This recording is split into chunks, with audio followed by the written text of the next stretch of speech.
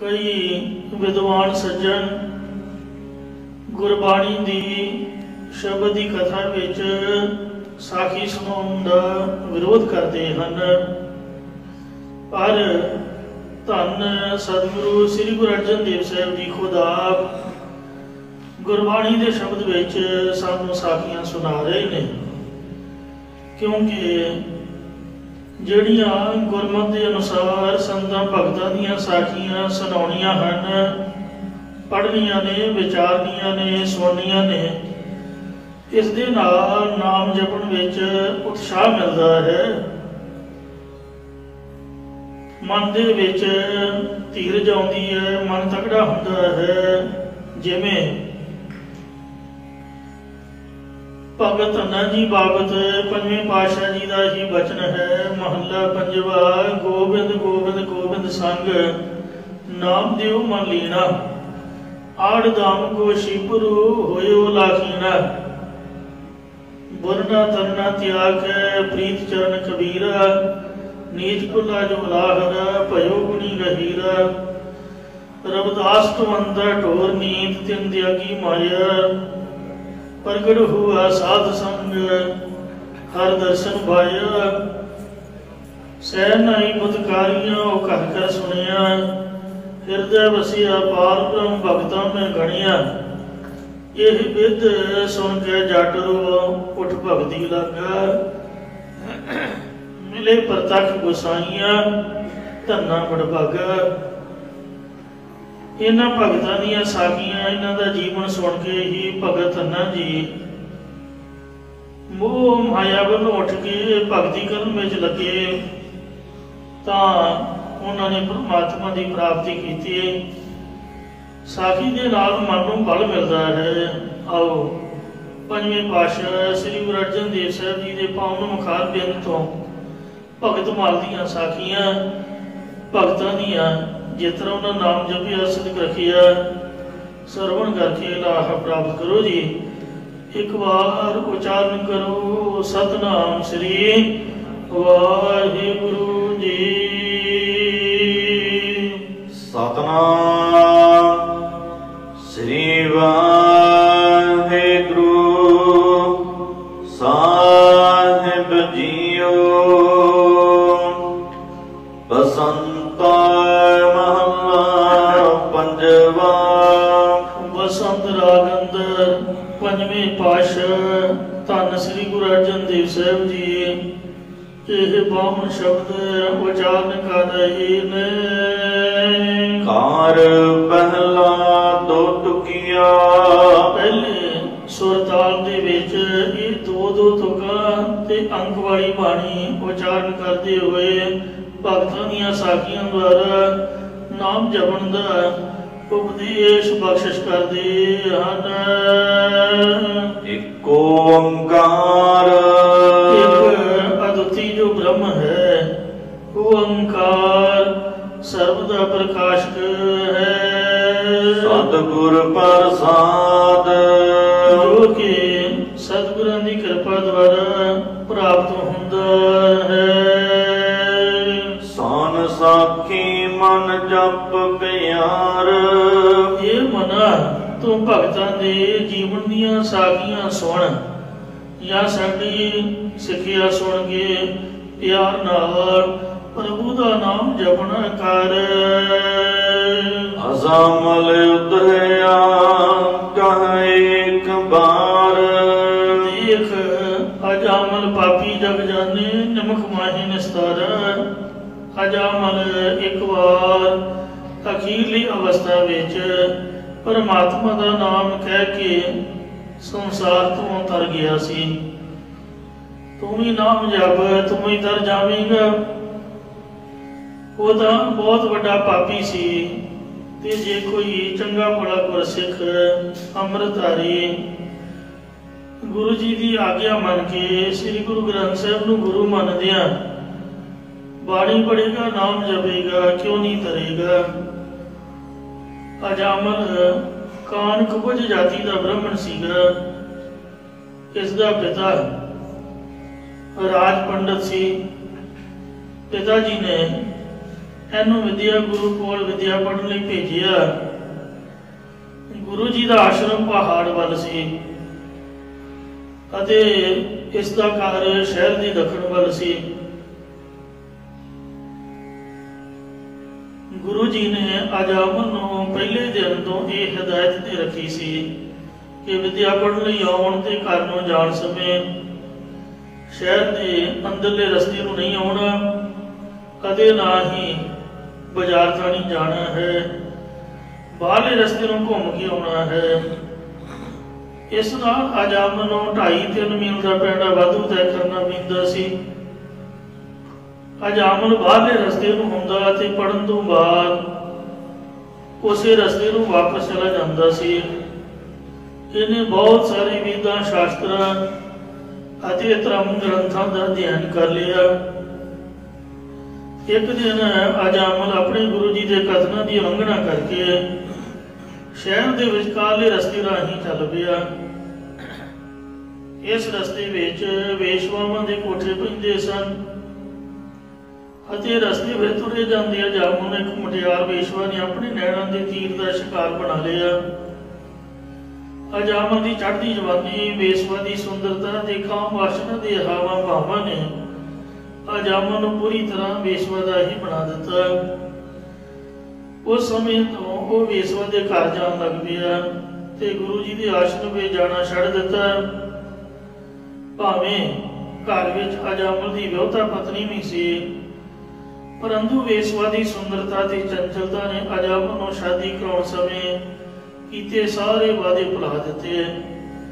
ਨਗਰ ਦੇ ਰਾਜੇ ਨੂੰ ਅਜਾਮਲ ਦੇ ਵੇਸ਼ਵਾਗਾਮੀ ਹੋਣ ਦੀ ਖਬਰ ਮਿਲ ਚੁੱਕੀ ਸੀ। ਰਾਜੇ ਨੇ ਉਹਨੂੰ ਸਮਝਾਉਂਦਿਆਂ ਹੋਇਆਂ ਤਾੜਨਾ ਵੀ ਕੀਤੀ, ਪਰ ਅਜਾਮਲ ਵੇਸ਼ਵਾ ਦੇ ਮੋਹ ਨੂੰ ਘਟਾ ਨਾ ਸਕਿਆ। ਰਾਜੇ ਨੇ ਅਜਾਮਲ ਦੀ ਸਾਰੀ ਜਾਇਦਾਦ ਇਹਦੀ ਵਿਆਹੁਤਾ ਇਸਤਰੀ ਨੂੰ ਦੇ ਕੇ ਅਜਾਮਲ ਤੇ ਵੇਸ਼ਵਾ ਨੂੰ ਸ਼ਹਿਰ ਤੋਂ ਬਾਹਰ ਕੱਢ ਦਿੱਤਾ।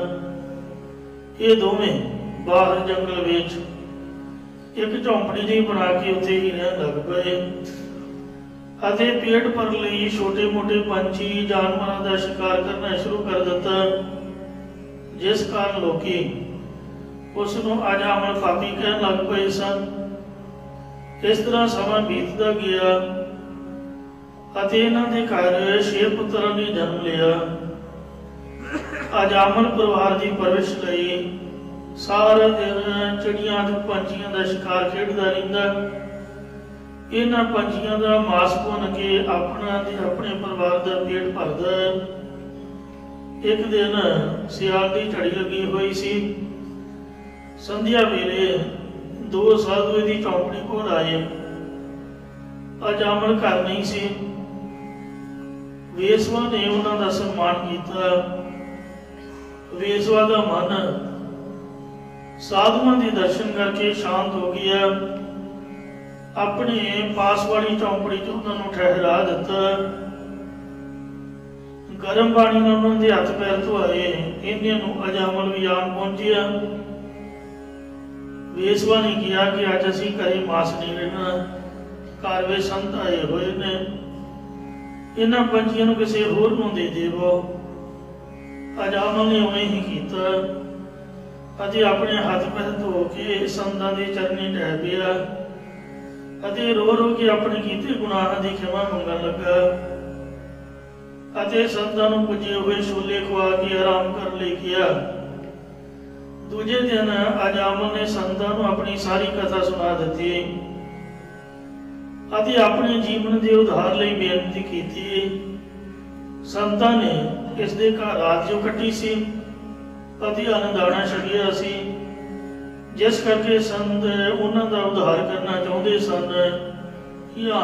ਇੰਝ ਜਾਣ ਲਓ ਕਿ ਅਜਾਮਲ ਦੇ ਚੰਗੇ ਭਾਗ ਜਾਗ ਪਏ ਸਨ। ਸੰਤਾਂ ਨੇ ਕਿਹਾ ਕਿ ਤੁਹਾਡੇ ਘਰ ਜੋ ਹੁਣ ਪੁੱਤਰ ਪੈਦਾ ਹੋਵੇਗਾ ਉਸ ਦਾ ਨਾਮ ਨਾਰਾਇਣ ਰੱਖ ਦੇਣਾ, ਪ੍ਰਭੂ ਤੁਹਾਡਾ ਭਲਾ ਕਰੇਗਾ। ਇਹ ਕਹਿ ਕੇ ਸੰਤ ਚੱਲ ਪਏ। ਸਮਾਂ ਆਉਣ ਤੇ ਇਹਨਾਂ ਦੇ ਘਰ ਪੁੱਤਰ ਨੇ ਜਨਮ ਲਿਆ, ਉਸ ਦਾ ਨਾਮ ਨਾਰਾਇਣ ਰੱਖਿਆ। ਇਹ ਦੋਵੇਂ ਜੀ ਹਰ ਸਮੇਂ ਪੁੱਤਰ ਨਾਰਾਇਣ ਨਾਲ ਪਰਚੇ ਰਹਿੰਦੇ। ਅੱਜ ਆਮਨ ਦਾ ਅੰਤ ਸਮਾਨ ਪਹੁੰਚਿਆ।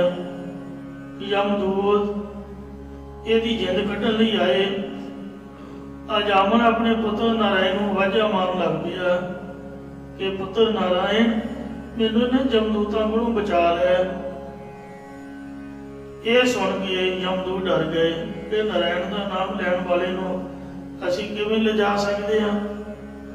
ਪੁੱਤਰ ਨਾਰਾਇਣ ਕਹਿੰਦੇ ਆ। ਜਦੋਂ ਕੱਲਾ ਨਾਰਾਇਣ ਹੀ ਰਹਿ ਗਿਆ, ਤਦੋਂ ਇਹਨੂੰ ਲੈਣ ਵਾਸਤੇ ਰਾਮਗਣ ਆ ਗਏ ਅਤੇ ਅਜਾਮਨ ਦੇ ਜੀਵਾਤਮਾ ਨੂੰ ਵਿਮਾਨ ਦੇ ਵਿੱਚ ਸਵਾਰ ਕਰ ਲਿਆ। ਤਾਂ ਯਮਦੂਤਾਂ ਨੇ ਕਿਹਾ, ਹੇ ਰਾਮਗਣੋ, ਇਹ ਤਾਂ ਬਹੁਤ ਵੱਡਾ ਪਾਪੀ ਹੈ, ਤੁਸੀਂ ਇਸ ਨੂੰ ਕਿੱਥੇ ਲਿਜਾ ਰਹੇ ਹੋ? ਤਾਂ ਰਾਮਗਣਾਂ ਨੇ ਉੱਤਰ ਦਿੱਤਾ ਕਿ ਪਾਪੀ ਸੀ, ਪਰੰਤੂ ਅੰਤ ਸਮੇਂ ਇਹਨੇ ਨਾਰਾਇਣ ਨੂੰ ਪੁਕਾਰਿਆ ਹੈ।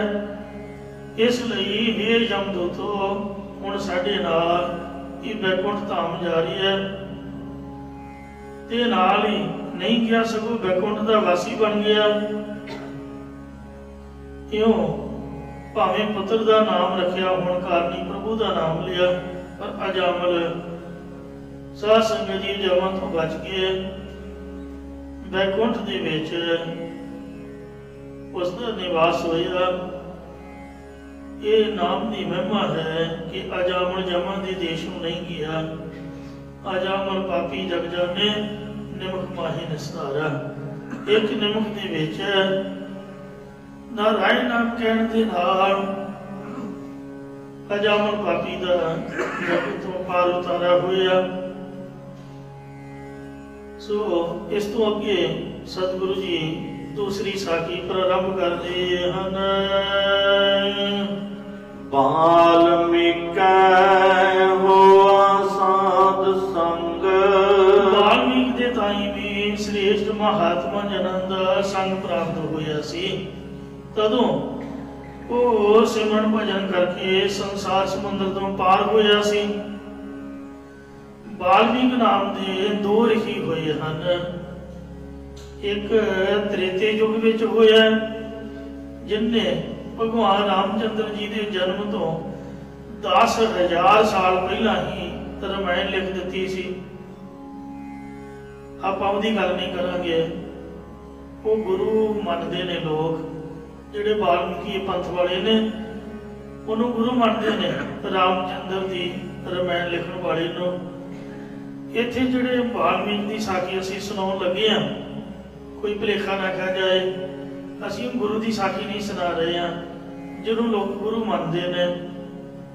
ਇਹ ਦੂਜਾ ਵਾਲਮੀਕ ਸੀਗਾ ਜਿਹੜਾ ਦੁਆਪਰ ਯੁੱਗ ਵਿੱਚ ਹੋਇਆ। ਇਹਦਾ ਜਨਮ ਚੰਡਾਲਾਂ ਦੇ ਘਰ ਦਾ ਸੀਗਾ। ਇਸ ਘਰ 'ਚ ਜਨਮੇ ਸੀ ਜਿਹਨੂੰ ਸਮੇਂ ਦੇ ਧਰਮ ਦੇ ਆਗੂ ਬ੍ਰਾਹਮਣ ਨੀਚ ਅਤੇ ਪਵਿੱਤਰ ਮੰਨਦੇ ਸਨ। ਭਾਵੇਂ ਇਸ ਵਾਲਮੀਕ ਦਾ ਪਹਿਲਾ ਜੀਵਨ ਹੈ ਕਿਸੇ ਤਰ੍ਹਾਂ ਦਾ ਵੀ ਸੀ, ਪਰ ਜਦੋਂ ਇਹਨਾਂ ਪੂਰਨ ਮਹਾਂਪੁਰਖਾਂ ਦਾ ਮਿਲਾਪ ਹੋਇਆ, ਜਿਨ੍ਹਾਂ ਨੂੰ ਧਨ ਦੇ ਬਦਲੇ ਮਾਰਨ ਲੱਗਾ ਸੀ, ਉਹਨਾਂ ਦੇ ਕਹਿਣ ਤੇ ਕਿ ਜਿਸ ਪਰਿਵਾਰ ਬਦਲੇ ਤੂੰ ਇਹਨੇ ਪਾਪ ਕਰਦਾ ਹੈ, ਉਹ ਅੰਤ ਸਮੇਂ ਤੇਰਾ ਸਾਥ ਨਹੀਂ ਦੇਣਗੇ। ਜਦੋਂ ਪਰਿਵਾਰ ਨੂੰ ਪੁੱਛਿਆ ਤਾਂ ਉਹਨਾਂ ਸਾਰਿਆਂ ਨੇ ਸਾਫ਼-ਸਾਫ਼ ਕਹਿ ਦਿੱਤਾ ਕਿ ਅਸੀਂ ਤੇਰੇ ਬਦਲੇ ਪਰਲੋਕ ਵਿੱਚ ਸਜ਼ਾ ਨਹੀਂ ਭੁਗਤ ਸਕਦੇ।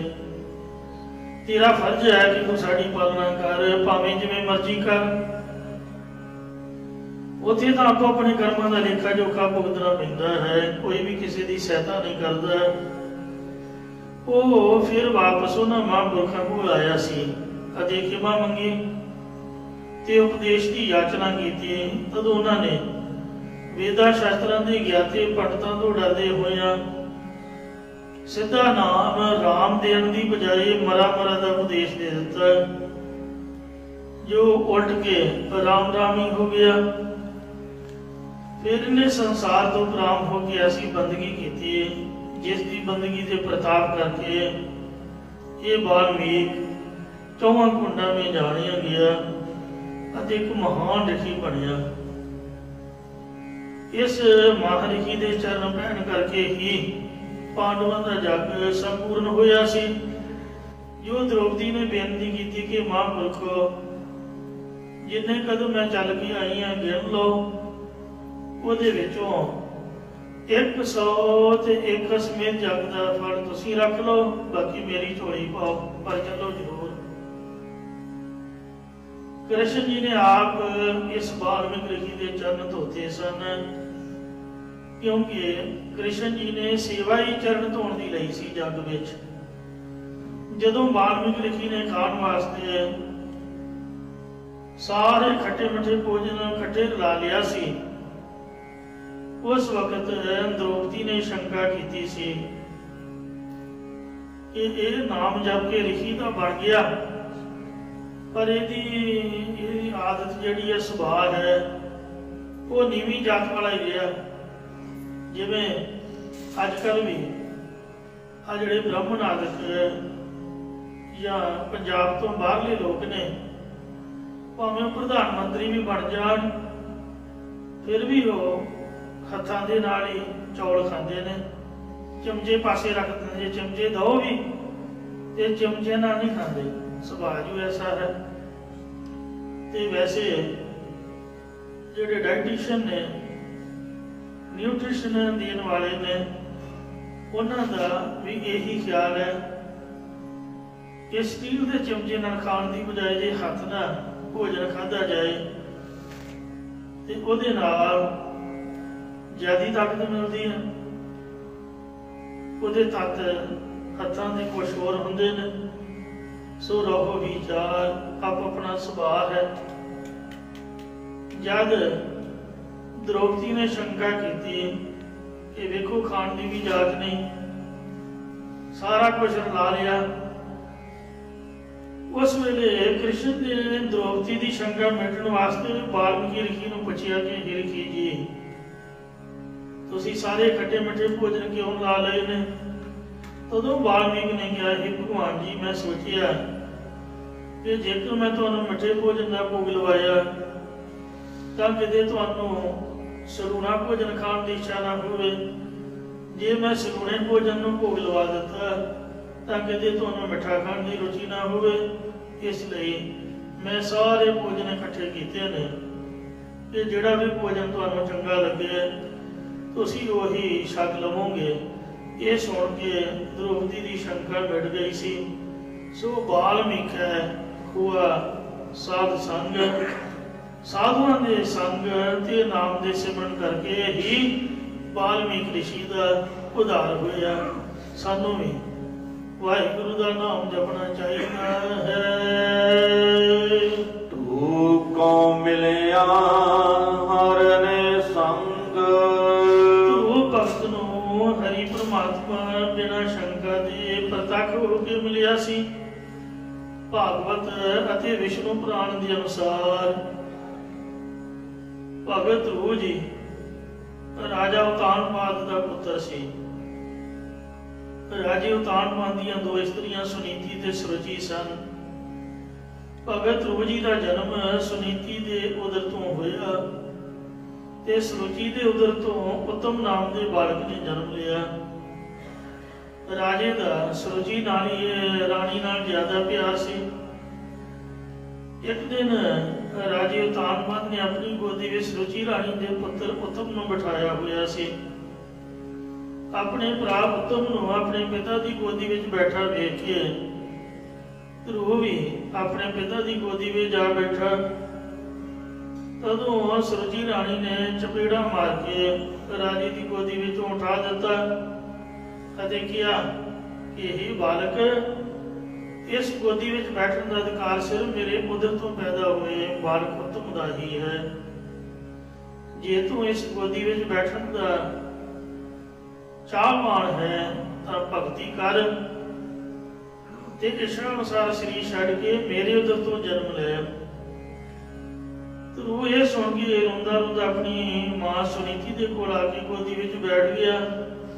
अदे होके लैंदा होया कहन लगा कि मां, मैनू दस तू पटरानी है या गोली है? तो वो हसदा घर आया, घर प्यार के पछड़ लीता। बाहों पकड़ी उठा लिया, मन विच रोस मतराई कीता। डोह लिखा मां पुछे, तू सावाणी है के सुरीता, सावाणी है जन्म दी, नाम ना भगति कर्म दृढ़ीता। इस उदम दे राज मिलै, शत्रु ते सब होमन मीता। परमेश्वर आराधी है, जितू हुई है पतत पुनीता। हार चले कहते बाहर चलिया करन तप, मन बैरागी होए अतीता। नारद मुनि उपदेसिया, नाम निधान अम्यू रस पीता। हार चले गुरमुख जग जीता।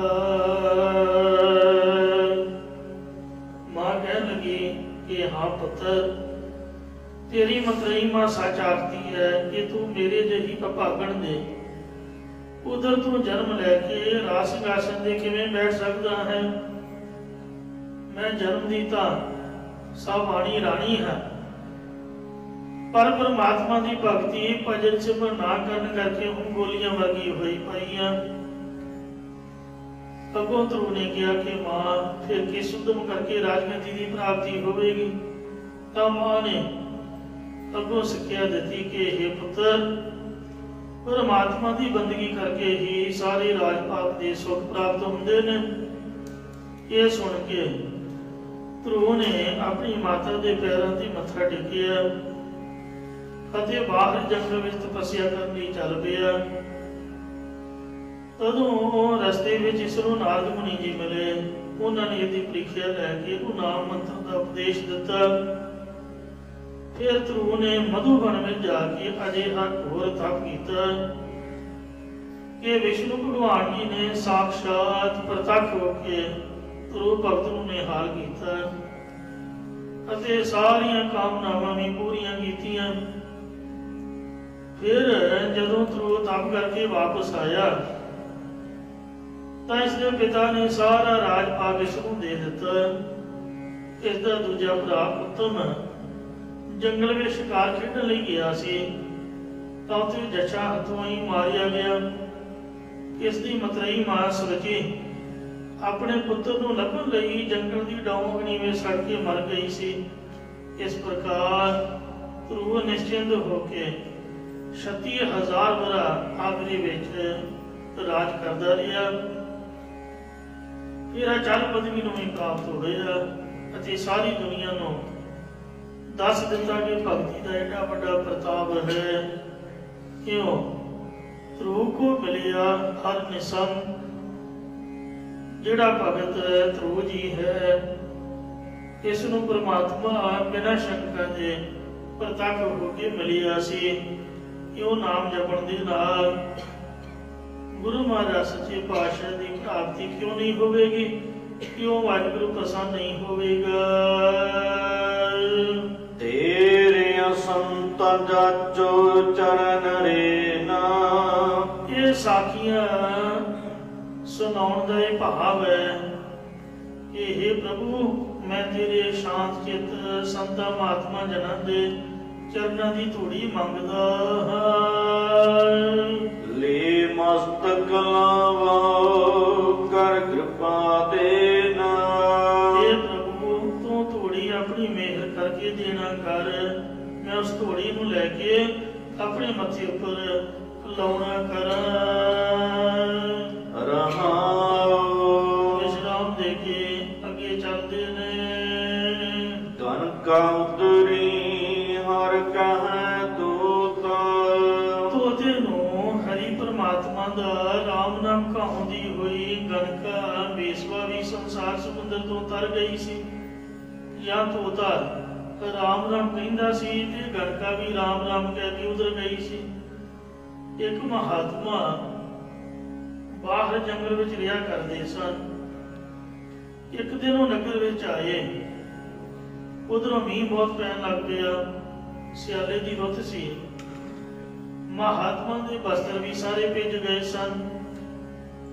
महात्मा ने उत्थे सत विच बैठे लोगों को कहा ये साढ़े सारे वस्त्र भेज गए ने, तुसी सानू रात आराम करन लई किसी भगत का घर दस देवो। तां ਜਿਹੜੇ शराबी कबाबी ताश खेडण वाले मशकरे लोग सन, उन्हां लोकां ने महात्मा नाल मशकरी की। कहन लगे आओ भगत का घर है, बेसवा के घर भेज दिता। जदों महात्मा जी उत्थे पहुंचे तो उत्थों का ठाठ पड़ वेख के पैर पछाह वालों पुट्टन लगे। वो घगरा जा खिला के बाहर बैठी वेख रही सी। उधरों वेशवा की निगाह महापुरखों के पै गई, उहदे चंगे भाग जागे। वैसे तुसी भी किते ख्याल किया होगा, फेस इंप्रैशन हुंदा है बंदे का, जो तुहाडे दिल में चल रहा है। तुहाडे फेस वाल जिहड़ा भी बंदा वेखूगा वो वेव्स होंदियां ने, उस तरह का असर होगा। जे तुहाडा मन शांत है, इस वक्त सारी संगत अमृत वेले उठ के नहा धो के आई है तो भगती च, इस करके आप सारे एक दूजे ने मिले हुए शांत अवस्था में। जो ब्याह शादी होंदा है उदों मन चंचल हो जाता है, बदो बदी अड्डी भुड़कदी है एक दूजे वाल वेख के। कारण की है, उदों हाव भाव फेस इंप्रैशन जो अंदरली भावना होंदी है वो कुछ चेंज हुई होंदी है हरेक बंदे की।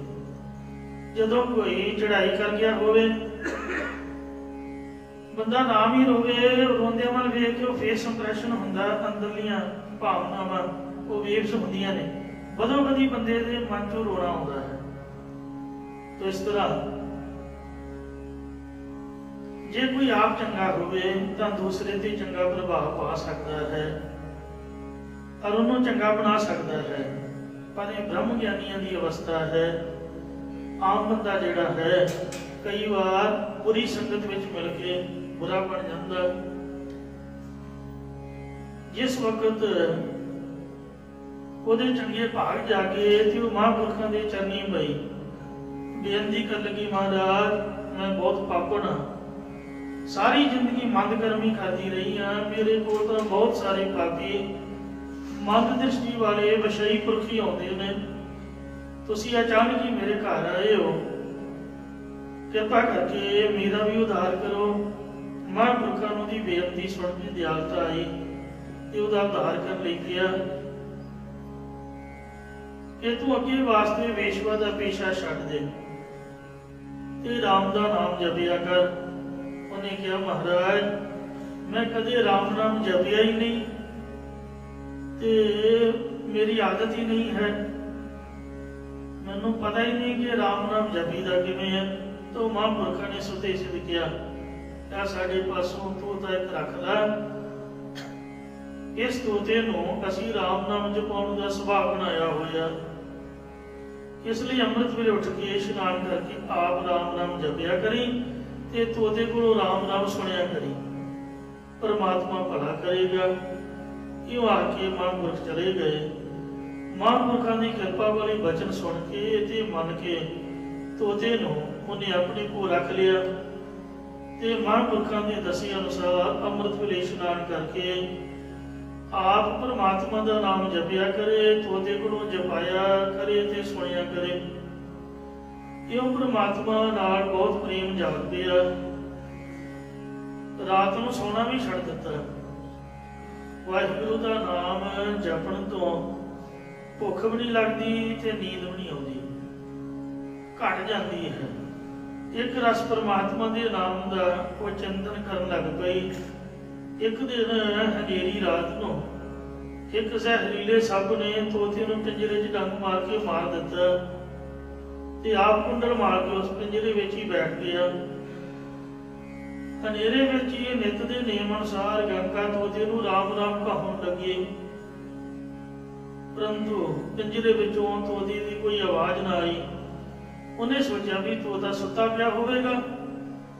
तोते नूं जगाउण लई पिंजरे दे बूहे राही जदों पिंजरे च हत्थ पाया तां सप ने गणका नूं डस लिया। सप सी जहरीला, एकदम जहर चढ़ गई। तो मूँह दे विच उहदे राम नाम ही सीगा, राम नाम कहंदी उहदे प्राण निकल गए। ਅੰਤ ਵੇਲੇ ਰਾਮ ਦਾ ਨਾਮ ਲੈਣ ਕਰਕੇ ਬੈਕੁੰਠ ਧਾਮ ਦੀ ਵਸਨੀਕ ਹੋ ਗਈ। ਇਸੇ ਹੀ ਪ੍ਰਕਰਨ ਨੂੰ ਭਾਈ ਸਾਹਿਬ ਭਾਈ ਗੁਰਦਾਸ ਸਾਹਿਬ ਜੀ ਨੇ ਆਪਣੀ 10ਵੀਂ ਵਾਰ ਦੇ ਵਿੱਚ 21ਵੀਂ ਪੌੜੀ ਦੇ ਅੰਦਰ ਬੜਾ ਸੁੰਦਰ ਦਰਜ ਕੀਤਾ ਹੈ। ਗਨਕਾ ਪਾਪਣ ਹੋਏ ਕੈ ਪਾਪਾਂ ਦਾ ਗਲ ਹਾਰ ਪਰੋਤਾ। ਇੱਕ ਪਾਪ ਨਹੀਂ, ਹਾਰ ਹੀ ਬਣਾ ਕੇ ਗਲ ਚ ਪਾ ਲਿਆ ਪਾਪਾਂ ਦਾ। ਮਹਾਂਪੁਰਖਿਆ ਚਾਣ ਚੱਕ ਗਨਕਾ ਵਾੜੇ ਆਏ ਖਲੋਤਾ। ਦੁਰਮਤ ਦੇਖ ਦਇਆਲ ਹੋਏ ਹੱਥੋਂ ਉਸਨੂੰ ਦੇ ਤੋਣ ਤੋਤਾ। ਰਾਮ ਨਾਮ ਉਪਦੇਸ਼ ਕਰ ਖੇਲ ਗਿਆ ਤੇ ਵਰਜ ਸੋਤ। ਲਿਵ ਲਾਗੀ ਤਿਸ ਤੋਤਿਓ ਨਿਤ ਪੜਾਏ ਕਰੇ ਅਸੋਤ। ਪਤ ਤੇ ਉਦਾਹਰਣ ਰਾਮ ਨਾਮ ਦੁਰਮਤ ਭਾਵ ਕਲੀਵਰ ਧੋਤਾ। ਅੰਤ ਕਾਲ ਜਮ ਜਾਲ ਤੋੜ ਨਰਕ ਵਿੱਚ ਨਾ ਖਾਦ ਸਬੂਤ। ਗਈ ਬੈਕੁੰਡ ਬਿਬਾਨ ਚੜ ਨਾਮ ਨਾਰਾਇਣ ਸ਼ੋਤਿ ਅਸ਼ੋਤਾ। ਤਾਉ ਨਿਥਾਵੇ ਮਾਨ ਮਨੋਤਾ। ਦੂਸਰੀ ਗਣਕਾ ਰਾਜੇ ਜਨਕ ਦੇ ਵੇਲੇ ਹੋਈ ਹੈ, ਜੋ ਜਨਕਪੁਰੀ ਵਿੱਚ ਰਹਿੰਦੀ ਸੀ, ਜਿਸ ਦਾ ਨਾਮ ਸੀ ਪਿੰਗਲਾ। ਇੱਕ ਦਿਨ ਇਹਨੇ ਇੱਕ ਧਨੀ ਸੁੰਦਰ ਤੇ ਜਵਾਨ ਪੁਰਖ ਵੇਖਿਆ ਤੇ ਕਾਮ ਨਾਲ ਵਿਆਕੁਲ ਹੋ ਗਈ, ਪਰ ਉਹ ਪੁਰਖ ਪਿੰਗਲਾ ਪਾਸ ਨਹੀਂ ਆਇਆ, ਜਿਸ ਤੋਂ ਉਹਦੀ ਸਾਰੀ ਰਾਤ ਬੇਚੈਨੀ ਚ ਬੀਤੀ। ਕਿ ਅੰਮ੍ਰਿਤ ਵੇਲੇ ਉਹਦੇ ਮਨ ਚ ਵੈਰਾਗ ਉਤਪੰਨ ਹੋਇਆ ਕਿ ਜੇਕਰ ਅਜਿਹਾ ਪ੍ਰੇਮ ਈਸ਼ਵਰ ਵਿੱਚ ਲਾਉਂਦੇ ਤਾਂ ਬਹੁਤ ਉੱਤਮ ਫਲ ਪ੍ਰਾਪਤ ਹੁੰਦਾ। ਇਸ ਪ੍ਰਕਾਰ ਉਹ ਪਰਮਾਤਮਾ ਦੇ ਸਿਮਰਨ ਵਿੱਚ ਲਾ ਕੇ ਮੁਗਧ ਹੋਈ। ਜਾਂ ਇਸ ਪ੍ਰਕਾਰ ਵੀ ਮੰਨਿਆ ਜਾਂਦਾ ਹੈ ਕਿ ਰਾਜੇ ਜਨਕ ਦੇ ਸਰੀਰ ਉੱਪਰ ਮੋਹਿਤ ਹੋ ਗਈ। ਜਦੋਂ ਵੀ ਉਹਦੀ ਸਭਾ ਲੱਗਦੀ ਤਦੋਂ ਉਹਦੇ ਚਿਹਰੇ ਵਾਲੀ ਤੱਕਦੀ ਰਹਿੰਦੀ ਸੀ। ਇੱਕ ਦਿਨ ਰਾਜਾ ਜਨਕ ਰਿਖੀਆਂ ਨਾਲ ਵਿਚਾਰ ਗੋਸ਼ਟੀ ਕਰ ਰਿਹਾ ਸੀ। ਤਦੋਂ ਉਹਨਾਂ ਦੀ ਵਿਚਾਰ ਸੁਣ ਕੇ ਵੇਸ਼ਵਾ ਨੂੰ ਆਪਣੇ ਉੱਪਰ ਬਹੁਤ ਗਿਲਾਨੀ ਹੋਈ ਅਤੇ ਆਪਣੇ ਕਰਮਾਂ ਨੂੰ ਧਰਕਾਰਿਆ। ਫਿਰ ਇਹਨੇ ਰਿਖੀਆਂ ਦੇ ਉਪਦੇਸ਼ ਨੂੰ ਕਮਾ ਕੇ ਤਪ ਕੀਤਾ ਅਤੇ ਮੁਕਤੀ ਨੂੰ ਪ੍ਰਾਪਤ ਹੋਈ ਸੀ। ਇਉਂ ਗਨਕਾ ਉਦਰੀ ਹਰ ਕਹੈ ਤੋਤ। ਤੋਤੇ ਨੂੰ ਹਰੀ ਰਾਮ ਨਾਮ ਕਹਾਉਂਦੀ ਹੋਈ ਗਨਕਾ ਵੀ ਉਧਰ ਗਈ। ਗਾਜੇਂਦਰ ਤੇ ਆਇਓ ਹਰ ਕੀਓ ਮੋਖਾ।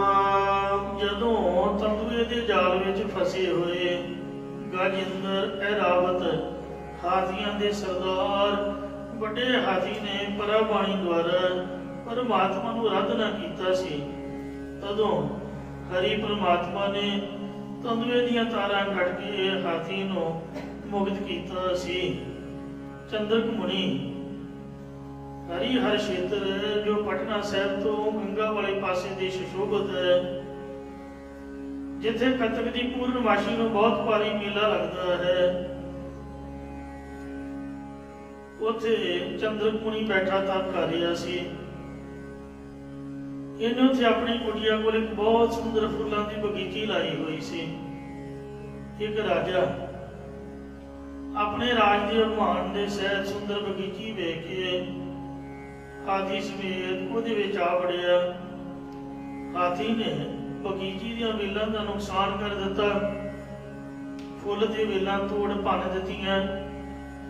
ਜਦੋਂ ਮੁਨੀ ਨੂੰ ਪਤਾ ਲੱਗਿਆ ਕਿ ਰਾਜੇ ਨੇ ਆਹ ਕਰਤੂਤ ਕੀਤੀ ਹੈ, ਤਦੋਂ ਮੁਨੀ ਨੇ ਰਾਜੇ ਪਾਸ ਜਾ ਕੇ ਕਿਹਾ, ਇਹ ਰਾਜਨ ਹਾਥੀ ਤੇ ਬੈਠ ਕੇ ਆਪਣੇ ਰਾਜ ਦਾ ਮਾਣ ਕਰਦਾ ਹੈ, ਜਾ ਤੈਨੂੰ ਹਾਥੀ ਦੀ ਜੂਨ ਪ੍ਰਾਪਤ ਹੋਵੇ। ਉਹ ਰਾਜਾ ਮਰਨ ਤੋਂ ਬਾਅਦ ਹਾਥੀ ਦੀ ਜੂਨ ਨੂੰ ਪ੍ਰਾਪਤ ਹੋਇਆ। ਜਦੋਂ ਇਸ ਗੱਲ ਦਾ ਪਤਾ ਰਾਜੇ ਦੇ ਭਰਾ ਨੂੰ ਲੱਗਿਆ ਤਾਂ ਕ੍ਰੋਧ ਵਿੱਚ ਚੰਦਰਕ ਮੁਨੀ ਵੱਲ ਤੁਰ ਪਿਆ। ਉਸ ਵੇਲੇ ਮੁਨੀ ਹਰੀਹਰ ਖੇਤਰ ਦੇ ਇਸ਼ਨਾਨ ਕਰਨ ਲਈ ਆਇਆ ਹੋਇਆ ਸੀ। ਜਦੋਂ ਮੁਨੀ ਨੇ ਇਸ਼ਨਾਨ ਲਈ ਪਾਣੀ ਚੁਬਕੀ ਮਾਰੀ, ਤਦੋਂ ਪਾਣੀ ਦੇ ਵਿੱਚ ਬੈਠੇ ਰਾਜੇ ਦੇ ਭਰਾ ਨੇ ਮੁਨੀ ਦੀ ਅੱਡੀ ਪਕੜ ਲਈ ਤੇ ਤਦੋਂ ਮੁਨੀ ਜੀ ਕਹਿਣ ਲੱਗੇ, ਗ੍ਰਾਹਗੀਰ ਗ੍ਰਾਹਗੀਰ। ਤਾਂ ਰਾਜੇ ਦੇ ਭਰਾ ਨੇ ਬਾਹਰ ਨਿਕਲ ਕੇ ਕਿਹਾ ਕਿ ਮੈਂ ਗ੍ਰਾਹਗੀਰ ਨਹੀਂ, ਰਾਜੇ ਦਾ ਭਰਾ ਹਾਂ, ਜਿਹਨੂੰ ਤੂੰ ਹਾਥੀ ਬਣਨ ਦਾ ਸ਼ਰਾਪ ਦਿੱਤਾ ਹੈ। तद मुनि ने उन्होंने भी श्राप देता कि जा तू भी गिराह बन। क्यों दोवें भरा एक हाथी ते दूजा तंदुआ बने सन। या भगतमाल में प्रसंग आता है कि हाथी और तंदुआ दोवें गंधर्व के पुत्र सन। पिता के गुजरन तो बाद जद आपस में जायदाद वंडन लगे तो बड़े भरा हाथी ने छोटे भरा तंदुए नूं कुछ ना दिता। इन्हां दोवां भरावां दी वाक सिद्धि सी। तां छोटे भरा तंदुए ने कहा जा तू हाथी बने। तां बड़े भरा हाथी ने कहा जा तू तंदुआ बने। छोटा भरा कहन लगा कि कोई गल नहीं भरावा, मैं तैनू ही फड़ांगा। क्योंकि दोवां ने जन्म लिया, हाथी ते तंदुए बने। हरी हर क्षेत्र ते इन्हां दी आपस विच झपट होई। यह भी प्रसंग आता है कि हा हा अते हू हू देवतियां दी रागी सन।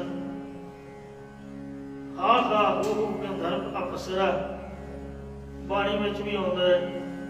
ये राज विद्या करके बहुत मानी हो गए, जिस मान करके केवल लिखी दे श्राप नाल ये हाथी अते तंदुआ बने सन। सो तंदुआ हरिहर क्षेत्र विच पानी अंदर अपनियां तारा खिलार के बैठा हुआ सी अते हाथी अपने परिवार समेत उस नदी विच पानी पीण लई आ वड़िया। तंदुए ने अपने जाल विच हाथी नूं फसा लिया अते डूंगे पानी विच लै गया। हाथी नूं मुसीबत विच फसिया वेख के इसके परिवार वाला कोई भी इसनूं बचाउण लई नहीं आया। तो हाथी ने हर पासों अपनी जान संकट विच देखी। अजे डूंगे पानी विच डुबणी वाला सी कि अचानक एक कमल पानी विच तैरदा होया इन्नों दिखिया, जिन्नों सुंड नाल चुक के इन्हें परमात्मा नूं कमल की भेट अर्पण करके सहायता लई पुकार की। तदों इसकी पुकार सुनी गई। काल धरे चक्कर बैकुंठ ते आए। भगवान हाथ में चक्कर फड़ करके बैकुंठ धाम तो भजे आए। गज हस्ती के प्राण उधारी वाले ये जड़ा कि जिंदर हाथी सीगा ये प्राणों को बचाया। चक्कर चला के सुदर्शन चक्कर नाल तंदुए दी तारां कढ़ दित्तियां ते हाथी नूं मुक्त कीता सीगा। इउं गजिंदर ते आयो हर कीओ मोख। जद गजिंदर ने रब धाती ने प्रभु नूं ध्याया तां उन्हां ने इहनूं मुक्त कीता। पिपर सदामे दौलत पंज। सुदामे ब्राह्मण दी कृष्ण रूप दे विच गरीबी प्रभु ने नाश कीती सी। एक सुदामा नाम का ये ब्राह्मण सी जो बचपन में कृष्ण भगवान जी दे नाल उन्हां दे गुरु संदीपन कोल इकट्ठे पढ़दे सन। एक दिन संदीपन ने इन्हां नूं जंगल विचों लकड़ा लियाउण लई कहा। ये लकड़ा लैण लई चले गए। इहदे कोल कुछ भुन्ने हुए चौल सन जो कृष्ण जी तो चोरी चोरी बुक्कल विच मूंह लुको के खाई जांदा सी। जिहड़ी माता सी गुरु माता उन्हें दिते सी भी भुख लगी तो खा लियो। उधरों मींह पै रहा सी। कृष्ण जी ने मूँह हिलाउंदे नूं वेख के कहा की गल है तेरा मूँह क्यों हिली जांदा? तां सुदामे ने कहा कि पाले नाल हिली जांदा, दंदों डिगे वज रहे ने। तदों कृष्ण जी ने सुभावक ही कह दिता भी जा होए दरिद्री आ, एक चौलों के बदले मित्र नाल झूठ बोल दिता होए। मित्र तां जान भी मंगे तां हाजिर करनी चाहिए। तू एक मुठ चौलों के बदले झूठ बोली जाता। तू अपना मित्र धर्म नहीं निभाया। क्यों सुदामा दलिद्री ही लिया सारी उम्र। जो वड्डा होया तां घरदियां ने इहदा विआह कर दिता। घर च अपने खाण नूं कुछ भी ना रहा। घरवाली नूं बच्चों नूं भी खवाउणा सी। एक दिन जी घरवाली ने कहा कि तू हर रोज कहता रहना भी कृष्ण भगवान मेरे बचपन का मित्र है, फिर ਉਹਦੇ ਕੋਲ ਜਾ ਕੇ ਆਪਣੀ ਸਾਰੀ ਗਰੀਬੀ ਦੂਰ ਕਿਉਂ ਨਹੀਂ ਕਰ ਲੈਂਦਾ? ਉਹ ਤਾਂ ਰਾਜਾ ਬਣਿਆ ਬੈਠਾ, ਜੇ ਤੇਰਾ ਮਿੱਤਰ ਹੈ ਤੇ ਤੂੰ ਵੀ ਕੁਛ ਉਹਦੇ ਕੋਲ ਆ। ਇਹ ਘਰ ਵਾਲੀ ਦਾ ਪ੍ਰੇਰਿਆ ਹੋਇਆ ਪੁਰਾਣੇ ਦੇ ਕੱਪੜੇ 'ਚ ਭੁੰਨੇ ਹੋਏ ਚੌਲ ਪਾ ਕੇ ਗਿਣਦਾ ਹੋਇਆ ਦਵਾਰਕਾ ਵੱਲ ਨੂੰ ਚੱਲ ਪਿਆ ਤੇ ਮਨ ਵਿੱਚ ਸੋਚਦਾ ਹੈ ਕਿ ਭਗਵਾਨ ਨਾਲ ਕਿਵੇਂ ਮਿਲਾਂਗਾ, ਕਿਉਂ ਕਰ ਜਾਈਏ ਕਿਵੇਂ ਮਿਲਾਏ, ਕੌਣ ਮਿਲਾਏਗਾ? ਇਉਂ ਸੋਚਦਾ ਕ੍ਰਿਸ਼ਨ ਭਗਵਾਨ ਜੀ ਦੇ ਦਰਬਾਰ ਦੇ ਬਾਹਰ ਸਿੰਘ ਦੁਆਰਾ ਖਲੋਤਾ ਹੈ। ਸਿੰਘ ਕੋਲ ਜਾ ਕੇ ਖੜਾ ਹੋ ਗਿਆ। द्वार पालका ने अंदर ना जान दिता। जदों कृष्ण जी को सुदामी दी आउण बारे पता लगा तां छड्ड सिंघासन हर जी आए, वो अपना सिंघासन छड्ड के नंगे पैरी भजे आए ते सुदामी नूं अपने गल नाल लाया, पैर धोए चरणामृत पिआए, पैर धो के सिंघासन उपर बिठाउणा कीता। कृष्ण जी ने किया कि मेरे वास्ते की लैके आया? उस वेले सुदामी ने फटे हुए कपड़े जो भुने हुए चौल कढ़ के दिते। कृष्ण भगवान ने उसके दिते हुए चौल चब के बिना कहण तो ही 4 पदार्थ सब कुछ पठाए, 4 पदार्थ उसके घर में पहुंचा दिते। क्यों होर प्यार के वचन किए ते फिर कृष्ण जी ने विदा करके ते उन्हों वापस आना किया। रस्ते में आउंदा होया सोचदा है कि इन्ने चिर बाद कृष्ण जी नूं मिलिया फिर भी कुछ मंग ना सकिया ते उन्होंने अपने आप भी कुछ नहीं दिता। इउं विचारदा होया जदों अपने नगर पहुंचा तां उत्थे सोने दे महल बने हुए वेखे अते अनेकां पदार्थ वेख के निहाल होया कि उस सुदामे नूं 4 पदार्थ दे के विपर सुदामे दौलत भंज। सुदामे ब्राह्मण दा दलितर ओदी गरीबी महाराज ने भन दिती। रे माना तो पे भज गोबिंद, हे मना इसलिए तू भी गोबिंद परमात्मा दा भजन कर, गुरु गोबिंद सिंह दा सिख बन ते वाहिगुरु वाहिगुरु कर, तेरे भी सारे दरिद्र गरीबी दूर हो जाएगी। जेड़ा गुरु गोबिंद सिंह साहब जी के बाणी नूं पाउण वाला है निहंग फौजा ते घट तो घट श्री जपजी साहब समेत 5 बाणियां का नितनेमी है। मेरा ही अपना निश्चय है ते मैं कभी इस तरह वेखिया भी नहीं कि जिहड़ा 5 बाणियां का नितनेमी होवे ते उहने बाणा पाया होवे ते ओह किते सड़क दे मंगदा होवे। नितनेमी बंदे नूं गुरु महाराज मंगण दी नौबत नहीं दिंदे। सो वाहिगुरु अकाल पुरख दा खुद आप दा प्रबंध है। जिवें फौज का खर्चा, फौज तां वेली रहिंदी है, कुछ भी नहीं करती, पर उसका खर्चा सेंट्रल गवर्नमेंट वालों है। कई सहूलतां ने क्यों खालसा अकाल पुरख की फौज, प्रगटो खालसा परमात्मा की मौज। गुरु गोबिंद सिंह वालों सारे प्रबंध हैं। वाहिगुरु का घर बड़ा है, उसकी फौज, उसका प्रबंध भी उतना बड़ा है। इसलिए जे तू भी गुरु गोबिंद सिंह जी का अमृत छक के बाणा धारण करके 5 ककारां वाला ते नितनेमी होवेगा, घट्टो घट 5 बाणियां का नितनेम करेगा तां तू भी कभी भुखा नहीं मरेगा। जिहदी नौकरी छुट जाए या कोई प्रॉब्लम आ जाए, जो महाराज गोडे कोल बैठ के शहीदां दा एक पवित्र स्थान है, महापुरखां दा वर भी है, सुखमनी साहिब दा भावें एक पाठ ही करे तां 40 दिनों तो पहला महाराज कोई ना कोई दा प्रबंध करनगे। क्योंकि सब संसार में वही दे रहे हैं, आपदे सिख नूं कद भुखा मारनगे। इसलिए निर्धन को तुम देवो तना, जिहड़ा बंदा गरीब है उन्होंने महाराज सच्चे पातशाह धन बख्शदा है। इसलिए 4 पदार्थ जेको मंग है, 7 जना की सेवा लग है, जेको अपना दुख मिटावे, हर हर नाम हृदय सद गावै, जे को अपनी शोभा लोरै, साध संगे होमे शूरै, जे को जन्म मरण दे डरै, साध जना की सरनी भरै, जिस जन को प्रभु दर्श प्यासा, नानक ताकै बल बन जासा।